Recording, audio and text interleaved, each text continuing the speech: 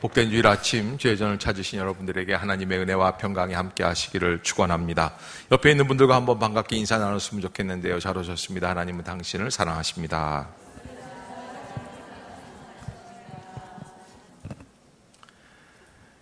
한 남자가 길을 가는데 갑자기 누군가 그에게 그렇게 이야기를 합니다. 멈춰.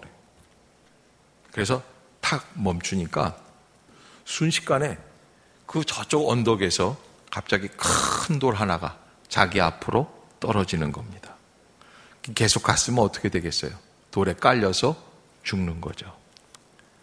근데 또 길을 가는데 또 한 번 또 멈춰! 그래요. 그래서 딱 멈추니까 갑자기 어디서 나타났는지 모를 자동차가 휙 지나갑니다. 그래서 순간 아찔해졌죠. 그래서 이 사람이 너무 신비롭고 놀라서 자기 속에 있는 자기에게 멈춰라고 말하는 그 사람에게 물었습니다. 당신은 도대체 누구이십니까? 그랬더니 그 존재가 나는 당신을 보호하는 수호 천사요 라고 대답을 합니다. 그런데 이 사람이 이 얘기를 듣고는 갑자기 울컥하더라는 거예요. 그러면서 이 천사한테 이렇게 다시 말을 한 거예요. 그런데 내가 결혼할 때는 당신 어디에서 나를 안 도와주고 계셨습니까? 무슨 얘기인지 잘 모르셔서 어느 목사님이 전도사 때인데 목회를 시작하시면서 몸이 굉장히 약하시니까 제일 힘든 게 새벽 기도였다고 합니다. 그래서 전도사님이시기 때문에 몸은 아파도 새벽 기도는 나가야 하는데 나가면은 엎드려져서 졸기일수고 그래서 너무 힘들어서 하루는 밤에 주무실 때 하나님 제발 좀 저를 좀 도와주세요. 너무 힘들어요. 했는데 아니 그 다음 날부터 새벽 4시가 되면은 정확하게 밖에서 누군가 자기를 깨우는 거예요. 그래서 정신없이 일어나서 문을 열고 나가보면 아무도 없었습니다. 근데 언제까지 그렇게 누가 노크를 해주느냐? 그 목사님 병이 젊은 시절에 폐병이었는데 다 나을 때까지 그를 일으켜 세워주고 또 감당할 수 있는 힘을 주신 줄로 믿습니다. 여러분, 목사님뿐만 아니라 모든 성도가 이 신앙생활을 하려면 자기의 힘만으로는 도저히 감당할 수가 없습니다. 그래서 신앙생활할 때에 제일 먼저 느끼는 것은 자기도 알지 못하는 사이에 나를 도와주고 있는 존재가 계시다는 겁니다. 아멘이 없어요. 할렐루야. 예, 여러분 그런 줄로 믿습니다. 그러기에 우리가 하나님의 은혜 안에 젖어 사는 이 구원 생활 속에서 하나님이 나를 어떻게 도와주시고 인도해 주시는가 하는 것을 꼭 잊지 마시기를 주의 이름으로 축복합니다. 오늘 우리가 읽었던 로마서 8장 26절로 30절은 사실은 로마서를 다이아몬드와 같은 보석이다. 보석 중에 가장 아름다운 보석 다이아몬드라고 얘기를 해요. 그런데 우리가 오늘 읽은 이 8장에서 이 8장을 이 다이아몬드를 커팅하지 않습니까? 그러면 이 커팅을 할 때 제일 예쁘게 커팅한 보석 그 부위가 바로 로마서 8장이고 거기에서 제일 빛나는 부분이 오늘 우리가 읽었던 이 26절로 30절. 바로 이 본문이 가장 아름다운 본문이다. 우리가 그렇게 알고 있습니다. 이 본문에서 바울은 구원 얻은 자가 하나님의 은혜 안에서 믿음 생활해 나가는 가장 비결이 어디에 있느냐? 첫 번째 26절에서 이와 같이 성령도 우리의 연약함을 도우시나니 라고 말씀을 하고 있습니다. 이와 같이 성령도 우리의 연약함을 도우시나니 우리가 구원받았지만은 그러나 여전히 연약함이 있는 것은 당연합니다. 그러나 우리가 이 연약함 때문에 괴로워하고 힘들고 좌절하고 실망하지만 그러나 낙심할 필요가 없는 것이 성령께서 우리의 연약한 부분들을 도와주시는 줄로 믿습니다. 특별히 이렇게 이야기합니다. 우리는 마땅히 기도할 바를 알지 못하나 오직 성령이 말할 수 없는 탄식으로 우리를 위하여 친히 간구하시느니라 하는 거예요. 여러분, 우리가 도움을 받을 수 있는 가장 중요한 그 통로, 그 길이 어디에 있습니까? 바로 기도입니다. 우리가 기도해야지만 도움을 받을 수 있고 또 기도를 통하여 하나님의 은혜를 체험하게 되는 줄로 믿습니다. 그래서 하나님께서는 그 구원 얻는 자를 하나님의 은혜의 자리에 드리기까지 그에게 기도할 수 있는 길을 열어 주시는 줄로 믿습니다. 그러게 여러분, 우리가 신앙생활하면서 기도해야 되겠어요? 안 해야 되겠어요?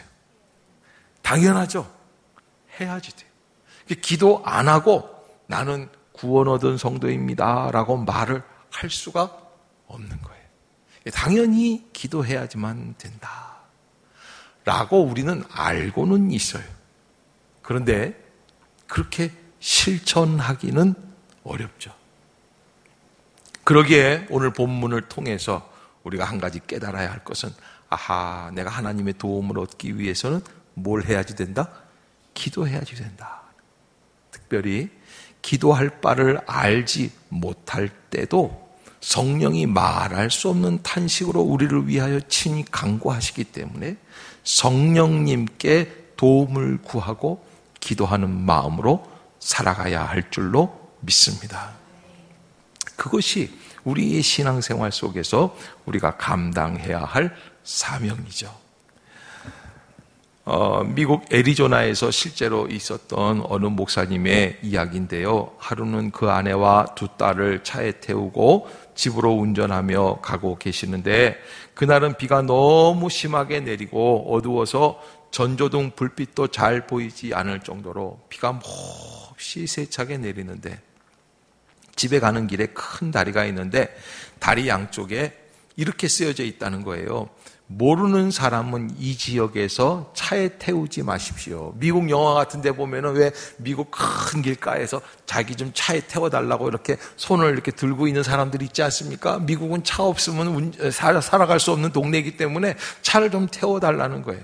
그런데 거기에서는 모르는 사람은 차에 태우지 말라는 표시판이 붙어 있는 이유가 있어요. 왜냐하면 다리 기슬에 정신 이상자들을 위한, 범죄자들을 위한 교도소가 따로 있었다는 거예요.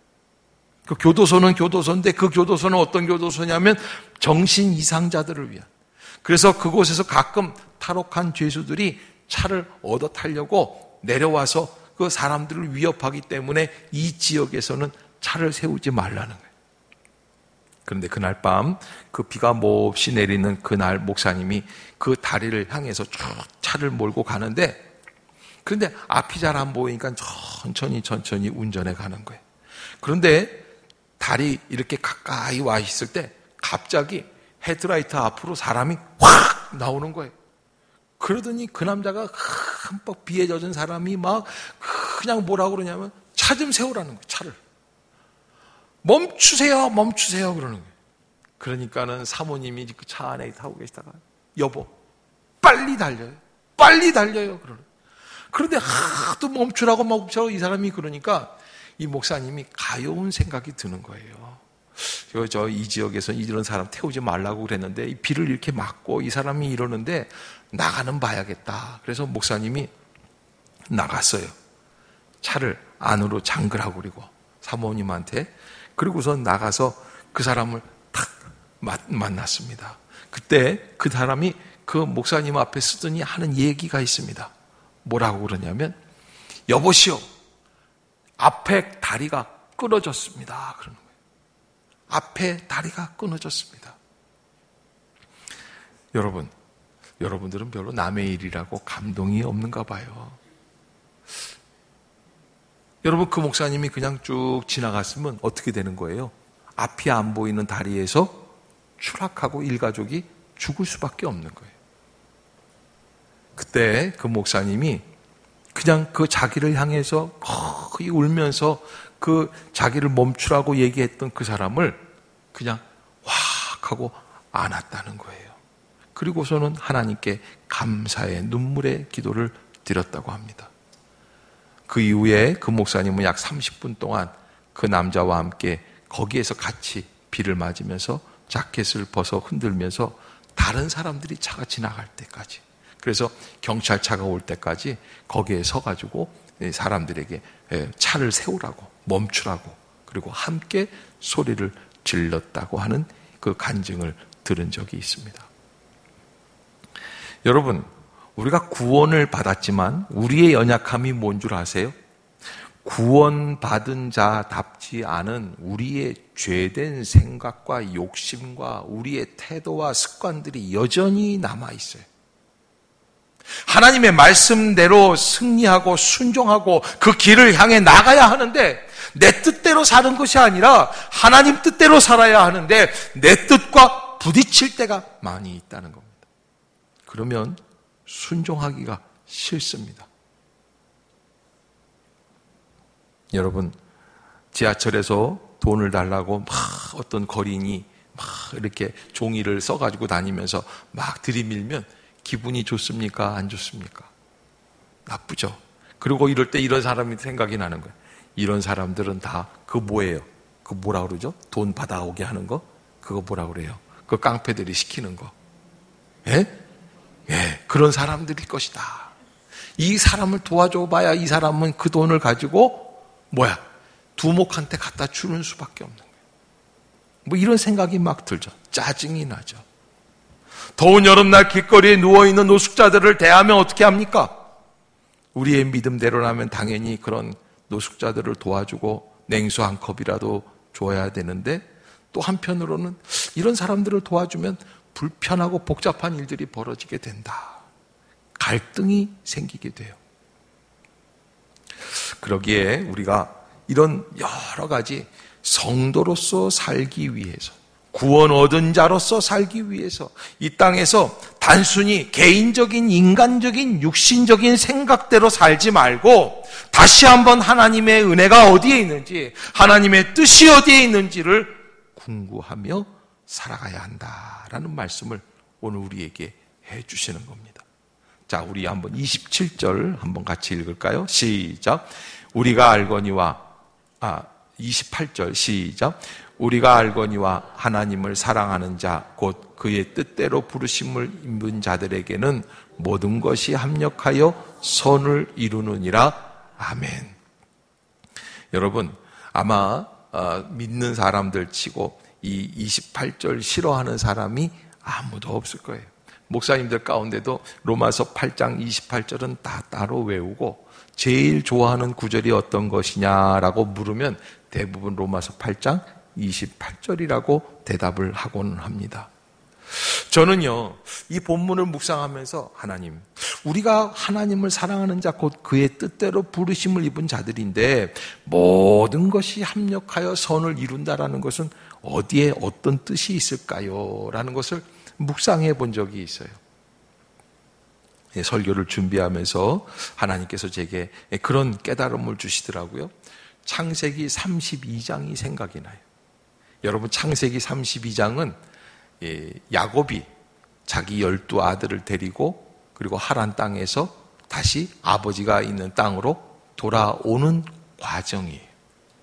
그 과정에서 이 하란에 있던 자기 삼촌이 자기를 잡으러 왔다가 다시 놓아주고 돌아갔습니다. 위기를 겪습니다. 힘이 듭니다. 그래도 끝내 야곱은 아버지가 계시는 그 고향 땅으로, 약속의 땅으로 돌아가야겠다. 창세기 28장에서 하나님께서 베델의 축복을 야곱에게 주신 곳이거든요. 그래서 네가 어디로 가든지 내가 너와 함께 동행하며 이 약속해 주신 이 땅으로 돌아오게 할지라 약속을 해 주셨기 때문에 야곱이 그 약속을 믿고 쭉 돌아오는데 이제 돌아가려니까는 사실은 야곱에게 있어서 가장 큰 문제 하나가 점점 다가오는 거예요. 마치 여름방학 끝나면 뭐가 문제예요? 여러분들은 뭐 별로 방학 같은 거 생각 안 해보셨던 것 같아요, 옛날에. 예? 여러분 방학이 끝나면은 학교 가서 친구들 만나는 즐거움이 있지만은 뭘 해야 됩니까? 숙제 검사를 해야 돼요. 아유, 우리 때는 그렇게 숙제가 많았어요. 방학도 길고 그냥 2달씩 방학 집에 가서 쉬라고 그러면서 선생님들이 뭐 글짓기 5개, 일기 전체 2달치 다 써와야 되고 만들기도 하고요. 또 뭘 했냐면 곤충 채집, 식물. 그래가지고 곤충 채집 엄마가요, 우리 어머님이 학원을 운영하시니까 그 바빠가지고 난 숙제를 못 챙겨주는 거예요. 5학년, 4학년 이런 때. 그러다가 다음날 이제 개학이란 말이에요. 그러면 어떻게 돼? 너 숙제 다 했냐? 그러면 아니요. 그러면 이 게을러 빠진 아들을 둔 덕분에 엄마가 밤에 후라시를 들고 저 뒷산 자유공원에 올라가가지고서 아유, 네, 왼수 같은 놈이다. 그러고서는 이 방앗개비 뭐 귀뚜라미, 예, 잡을 게 없어서 파리도 잡은 적이 있어요. 그런데 숙제를 해나가야 돼, 숙제를. 이게 숙제를 안 해놓으면 이게 큰 문제거든요. 야곱의 인생에도 숙제 하나가 남아있어요. 집으로 돌아간다고 해결이 되는 게 아니에요. 그게 무슨 숙제일까요? 형에서의 문제. 나 그냥 형은 형으로 나눴으면 되는데 지가 뭘 하려고 장자권도 빼앗고 장자의 축복권도 빼앗아서 사기를 쳐가지고 자기가 다 빼앗아서 누리고 있었던 거예요. 형을 만나면 형이 자기를 어떻게 하게끔 돼 있어요? 죽이게끔 돼 있어요. 약 한 20년의 세월이 지나갔지만 이제 죽을 수밖에 없는 자리예요. 아들들 다 데리고 아내를 4사람이나 데리고 쫙 소떼 양떼를 몰고 종들을 데리고 쭉 들어가려고 그러는데 도대체 가슴이 답답해서 숙제 안 하고 개학날 맞이하는 애처럼 너무 답답한 거예요. 안 되겠다 싶어가지고 이 야곱이 형 에서한테 사자를 보냅니다. 종을 보냅니다. 너 에서 형한테 가가지고 가서 동생을 분명 동생 야곱이 오고 있습니다. 그런데 이 보냈던 사자들이 그냥 바로 달려왔어요. 다시. 왜 그러냐 할 때 가서 말씀을 드렸더니요, 그 형 에서가 당신을 대적하기 위해서 군사 400명을 데리고 옵니다. 여러분, 그냥 이 노예나 뭐 이런 사람들이 아니라 이 에서가 말이죠, 나라를 세웠어요. 부족장이 됐어요. 그래서 군사가 있어요. 400명이라는 거예요. 그러니까 야곱이 거기에서 그 얘기를 듣고서는 너무 기가 막힌 거예요. 그래서 그날 밤에 무슨 강입니까? 그 유명한 강, 야복강에서 뭘 하기 시작을 해요? 기도하기를 시작해요. 하나님께 기도를 하는 거예요. 그런데 여러분, 이 기도를 하는데 갑자기 하나님이 나타나시는데 이 기도를 무엇으로 표현하냐면 하나님의 사자와 무엇을 했다? 씨름을 하는 거예요. 밤새도록 씨름을 하는 거예요. 그런데 야곱이 얼마나 진력을 다해서 그 하나님께 기도하며 하나님의 사자를 붙들었는지 그냥 팽팽하게 삿바 싸움만 하고 있는 거예요. 어떻게 움츠러지질 않는 거예요. 그런데 날이 새니까 하나님의 사자가 뭐라고 그러시냐면 나를 가게 두어라. 가시겠다는 거예요. 이제 더 이상 버틸 수가 없다는 거예요. 여기서 너랑 계속해서 평행성만 유지하기 때문에 안 되겠다. 그러니까는 야곱이 뭐라고 그래요? 나를 축복하시기 전에는 제가 보내드릴 수가 없습니다. 놓지를 않아요. 그때 하나님의 사자가 야곱의 어디를 칩니까? 환도뼈를 칩니다. 엉치뼈에 있는 데를 탁 치니까 환도뼈가 부러졌어요. 그런데 부러졌는데도 야곱이 하나님의 사자를 놨다 안 놨다? 안 놨어요. 왜? 이제 아침이면 죽어요. 형 에서한테 모든 가족이 다 죽어요. 그러니까 이걸 놓을 수가 없는 거예요. 그래서 이걸 꽉 붙들고 있는데 그 하나님의 사자가 야곱을 그렇게 붙들고 있는, 환도뼈가 부러졌는데 붙들고 있는 야곱을 그제서야 축복을 해줍니다. 그래서 그 어떤 축복을 주죠? 그의 이름을 야곱에서 이스라엘이라 하라. 이스라엘은 하나님과 겨루어 승리한 사람이다 라는 뜻이에요. 이건 다른 말로 말하면 하나님께 기도해서 응답받았다라는. 그래서 그 말씀을 들은 다음에야 비로소 야곱이 기도가 끝났어요. 그런데 일어나서 보니까 정말 환도뼈가 부러졌어요. 그래서 그 야복 강가에서 쩔룩쩔룩하면서 어디서 막대기를 하나 구해가지고서는 쩔룩쩔룩하며 밤새 그 강가에서 뒹굴었어요. 그냥 꾀죄죄한 모습으로 터벅터벅 가는 거예요. 그런데 그 창세기 32장에 보면은 그 야복 강가에서 거기에서 하나님의 사자와 기도를 하고 해가 쫙 올라가는데 야곱이 그 길을 쫙 걸어가는데 그때 마침 누구를 만납니까? 형 에서를 만나요. 형 에서가 저쪽에서 말을 타고 400명의 장정들과 함께 쫙 오고 있으니까 이 야곱이 어떻게 합니까?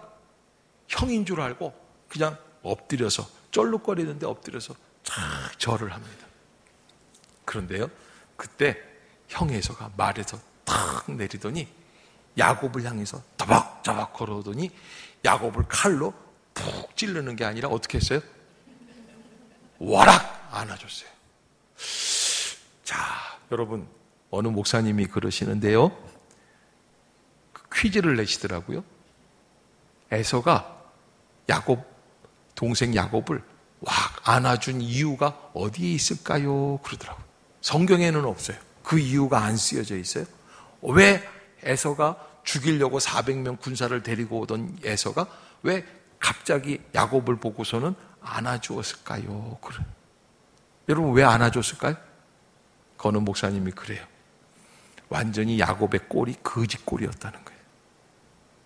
밤새 강가에서 그 갯벌 모래사장에서 뒹굴면서 하나님께 살려달라고 막 월버둥치면서 다리까지 절어가지고서는 지금까지 하란 땅에서 그 삼촌 라반의 집에서 벌어왔던 그냥 그 돈으로 해가지고선 입생로랑 무슨 구찌 이런 걸로 차려입었던 그 옷이 다 어떻게 됐어요?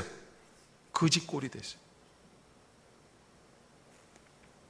그래서 형 에서가 그를 안아주었다. 용서함을 받았다는 거예요. 여러분, 우리는요, 바로 형 에서가 자기를 죽이려고 온다고 하는 소식을 듣고 지금 밤새 기도하고 있는 야곱과 같은 상황이다라고 생각하시면 됩니다. 우리의 살아가는 인생이 그렇습니다. 여러분, 우리 생각에는 하나님 앞에 기도해서 하나님 돈 한 20억만 팍 주십시오. 그 돈으로 노후 정리 딱 해놓고 그 다음엔 자식들은 서울대학에 다 보내주세요. 그 다음에는 또 남편도 사장으로 승진시켜주세요. 그 다음에는 어떻게 할 거예요? 그 다음에는 저 시골에다 별장 하나 지어놓고 그리고 어떻게 하는 거예요? 잘 먹고 잘 살면 될 것 같아요. 그런데 인생이 어떻습니까? 무슨 소식이 들려요? 형 에서가 자기를 잡아주기로 온다는 소식이 들려요. 뭔가 머릿속으로 뭘 해결하려고 하면 할수록 더 어려운 이야기들이 자꾸 오는 거예요. 힘든 일들이 벌어져요. 그런데 하나님 앞에 하나님의 사자와 붙들고 씨름하는 듯하게 기도하는데 그냥 기도만 해도 참 힘든 일인데 하나님의 사자가 어디를 치십니까? 환도뼈를 칩니다. 다리가 쩔뚝바리가 됩니다. 어렵습니다. 힘이 듭니다. 그래서 기진맥진하고 다 빠져나갑니다. 우리는요, 이런 생각이 들어요. 하나님이 살아계신다면, 하나님이 정말 선한 분이라면, 아니 살겠다고 기도하는 그 사람을 환도뼈를 쳐가지고 이렇게 절름발이를 만들 수 있는 걸까? 이렇게 힘이 드는 삶을 살게 하시는 걸까? 이게 과연 맞는 걸까? 여러 가지 어려움이 있죠. 그런데 여러분, 나중에 해가 뜨고 형 에서를 만날 때 야곱이 절름발이가 된 게 도움이 됐어요? 안 됐어요? 여러분 생각해 보세요. 예? 여러분 용서를 받으려고 하는 사람 앞에 나갈 때는 어떻게 나가야 돼요? 좀 불쌍한 모습으로 나가야 돼요. 그냥 야곱이 말이죠, 멋있게 쫙 입고서는 그냥 탁탁 나가. 아니야, 이 사람이 그래서 욕심도 많아가지고 하란 땅에서 그냥 장가는 4 여자나 얻어가지고 아들은 몇이나 얻었어요? 12명이나 얻어가지고 그냥 쫙 데리고서는 쫙 거느리고 나갔다 그러면은 형 에서가 저놈을 당장 쳐 죽여라 그러고 죽였어요. 그런데 20년 만에 만나는 동생인데 울컥하는데 저게 다리까지 어디서 부러져가지고 쫄뚝쫄뚝 밤새 거짓골이 돼. 그걸 딱 보는 순간 아하, 내가 죽여야 할 존재가 아니구나. 구원의 길이라는 것은 신비로운 길입니다. 내가 내 삶을 내가 편집하고 내가 만들어 나갈 수 있는 게 아닙니다. 구원을 얻었다고 한다면 하나님 앞에 항복을 하는 거예요. 그래서 마음을 살피시는 성령께서 우리의 생각을 다 아시고 하나님의 성격을 아시기 때문에 하나님의 뜻대로 성도들을 위하여 친히 간구하시기 때문에 하나님께 맡기는 것입니다. 왜? 하나님께서는 우리를 불러주시고 사랑해 주시는 그 사람들에게 모든 것이 합력하여 무엇을 이루어 주신다고요? 선을 마침내 이루어지게 해 주신다는 겁니다. 인생을 살다가 지금 오늘 내게 주신 이 결과 때문에 괴로워하고 힘들어하지 마시길 바랍니다. 지금은 좀 납득이 안 되는 일들도 있을 것입니다. 신앙생활 하다 보면 어려운 일들이 많이 있죠. 그러나 한 가지 분명한 것은 하나님은 그 하나님을 사랑하는 자, 그 뜻대로 부르심을 입은 자들에게 모든 것이 합력하여 선을 이루어 주신다. 여러분, 야곱에게 하나님이 주시려는 축복은 뭐였을까요? 그거를 아셔야 돼요. 형 에서로부터 살아나는 겁니까? 야곱은 그걸 기도했어요. 하나님 한 번만 살려주세요. 그런데 그러는 사이에 밤새 기도하면서 야곱이 변화된 게 있어요. 뭐가 변화됐어요? 지금까지 야곱이 삼촌 라반의 집에서 종살이 하면서 20년 동안 살 때 무엇으로 살았어요? 자기 머리로 살았어요. 그냥 자기 생각대로 살았어요. 아니, 이 부인을 얻는 것도 한 번도 기도를 안 해요. 내 사람을 얻는데 하나님께 한 번도 기도를 안 하고 자기가 딱 판단을 해가지고서는 저 큰 딸은 좀 멍청하게 생겼고 둘째 딸 제가 참 예쁘게 생겼으니까 저 라헬을 내 부인으로 얻어야겠다. 그리고 삼촌한테 가서 라헬을 나한테 주십시오. 그리고선 7년 동안 종살이를 하고 그리고 또 이게 레아가 되니까는 또 다시 또 라헬을 또 얻으려고 또 7년을 더 종살이를 하면서 한 번도 하나님께 하나님 내가 이 부인 때문에 이거 종살이 해야 되는 건 맞습니까? 기도를 안 해요. 한 번도 기도를 안 해요. 그리고서는 또 이 부인들이 서로 이 시샘이 나가지고서는 아들들을 낳기 위해서 그냥 그 종들까지 다 부인으로 줘가지고서 딱 부인이 4명이 되는데 한 번도 하나님 내가 이렇게 받아도 되겠습니까? 이거 나중에 어떻게 될까요? 이 12명이 이거 다 어떻게 될까요? 한 번도 하나님께 물어보질 않아요. 그런데 언제 하나님께 기도합니까? 창세기 32장에 와서 그날 밤에 기도하기 시작을 하는데 그 기도가 진정한 기도가 돼요. 자기를 온전히 포기하고 하나님을 온전히 의뢰하는 기도가 시작이 된 줄로 믿습니다. 거기에서 비로소 한 가지를 깨닫는 게 있어요. 야곱이. 내 수단과 방법을 어떻게 하는 거예요? 내려놓는 거예요. 그리고 하나님의 방법만 바라보는 거예요. 할렐루야! 그것이 구원인 줄로 믿습니다. 여러분, 내 방법이 살아있으면 안 돼요. 병원에 가도 덜 아픈 사람들은 의사가 약 먹으라고 그러고 시간 맞춰서 먹으라고 그러면 그렇게 제대로 순종합니까? 안 해요. 그리고서는 참 이상한 게 어떤 병원에 갔더니 너무 사람들이 많고 그래서 그 환자랑 제가 옥상 휴게실 가서 이렇게 상담을 하고 신방해주고 기도해주고 온 적이 있어요. 그런데 옥상 밖으로 남자들이 우르르 나가요. 환자복 입고.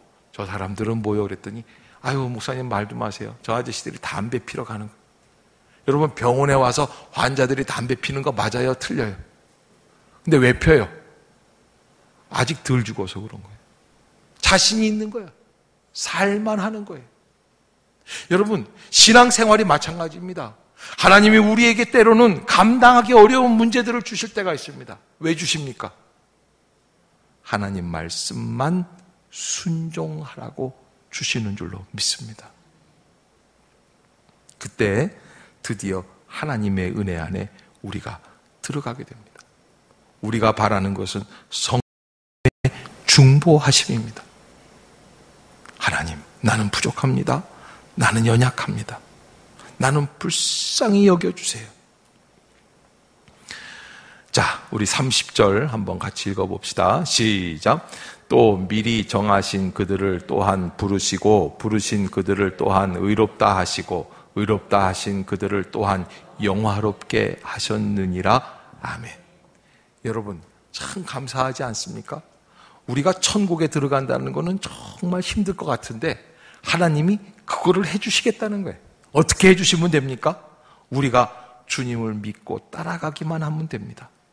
모든 어려운 가운데서도 29절에 보면 그렇게 돼 있어요. 하나님이 미리 아신 자들을 그 아들의 형상을 본받게 하기 위하여. 여기에서 하나님의 뜻이 가장 극명하게 쫙 드러나는데 하나님이 내게 원하시는 건 무엇입니까? 구원받은 자다운 변화의 역사인 줄로 믿습니다. 할렐루야! 할렐루야! 우리는요, 야곱처럼 형 에서의 그 공격만 피하면 될 것 같아요. 그러나 하나님은 원하시는 게 그게 아니에요. 정말 야곱이 모든 걸 내려놓고 자기의 방법을 내려놓고, 이 야곱이 얼마나 머리가 좋은지 말이죠. 삼촌 라반의 집에서 양을 치는데 양을 말이죠, 어떻게 하냐면은 흰 양은 다 삼촌 거라는 거예요. 계약을 할 때. 그러면 앞으로 20년 동안 양을 칠 때 내 양은 어떻게 되는 거예요? 내 양은 얼룩덜이 하는 양을 주겠다는 거예요. 여러분, 양, 얼룩양 봤어요? 얼룩말도 보기가 힘들어요. 말 그러면 새까만 놈이나 하얀 놈이나 그렇지, 아니면 갈색이나. 이게 얼룩말은 어디에나 있는 거예요? 아프리카에나 있는 거예요. 양도 그래요. 나는 여지껏 양 보면서 얼룩양은 거의 못 봤어요. 가끔 봐요, 가끔. 젖소 같아, 양이. 예, 얼룩덜룩해요. 그런데 야곱이 뭐라 그러냐면, 삼촌, 이제부터는 내가 받는 노임은 얼룩양으로 할게. 그러니까 삼촌이 너무너무 기쁜 거야. 야, 요놈 봐라. 그래, 너 잘했다. 하얀 거는, 하얀 거, 까만 거 다 나한테 주고 너는 얼룩말만 가져. 그런데 이 야곱이 얼마나 머리가 좋은지 이 양들이 교배하는 그 물 먹고 하는 그 자리에다가 이 단풍나무, 신풍나무, 버드나무 가지를 탁 벗겨가지고 뭐라 그러냐면 얼룩덜룩하게 만들어서 그걸 보고 교배를 하게 하시. 그러니까 나오는 게 다 어떻게 돼? 얼룩양이 나오는 거예요. 이게 머리가 그런데 여러분, 사실은 실제로 그렇게 해서 유전자가 바뀔 수가 있을까요? 없을까요? 그러면 누가 주신 거예요? 그런데 야곱은 누가 했다고 생각하는 거예요? 지 머리로 했다고 생각해요. 그게 잘못이에요. 하나님은 우리가 항복하기를 원하고 계세요. 내 머리로 안 할게요. 하나님께 항복합니다.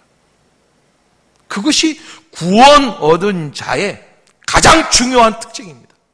내가 살아서, 내 기준이 살아서, 내 고집이 살아서, 내 판단이 살아서, 이거는 진리고 이건 진리가 아니라고 얘기하기 시작하면 그 사람은 구원에 이르는 사람이 아니에요. 그래서 진정한 구원에 이를 때 어떻게 되냐면 나의 한계를 뛰어넘어 은혜 앞으로 나아가게 되는 줄로 믿습니다. 그러게 여러분, 하나님께서 우리를 합력하여 선을 이루어 주신다고 하시는 이 약속의 말씀을 꼭 믿고 의지하고 나갈 수 있기를 주의 이름으로 축복합니다. 이번 내일부터 우리가 한 주간 동안 안수 집사 5분, 권사 10분 선출을 하기 위해서 앞두고 새벽기도 한 주간 하려고 합니다. 여러분, 교회에 이런 큰 중요한 일을 놔두고 기도해야 되겠어요? 집에 있어야 되겠어요? 집에 있어야 되겠어요? 왜 대답들이 없어요? 기도해야 돼요? 안 해야 돼요? 해야 될 줄로 믿습니다. 내일부터 나와야 되겠어요? 집에서 자야 되겠어요? 여러분, 무슨 일이든지 어려운 일이 있을 때는 그 일을 놓고 기도하는 것이 믿는 자의 특징. 그러면 내 뜻대로 안 되고 하나님의 뜻대로 이루어지는 줄로 믿습니다. 그걸 맡기고 나아가는 거예요. 그러기에 여러분, 이 여름이지만 하나님 안에서 다시 한번 하나님의 은혜를 체험하는 귀한 계절이 될 수 있기를 주의 이름으로 축복합니다. 기도하겠습니다. 사랑의 하나님 아버지, 은혜를 감사합니다.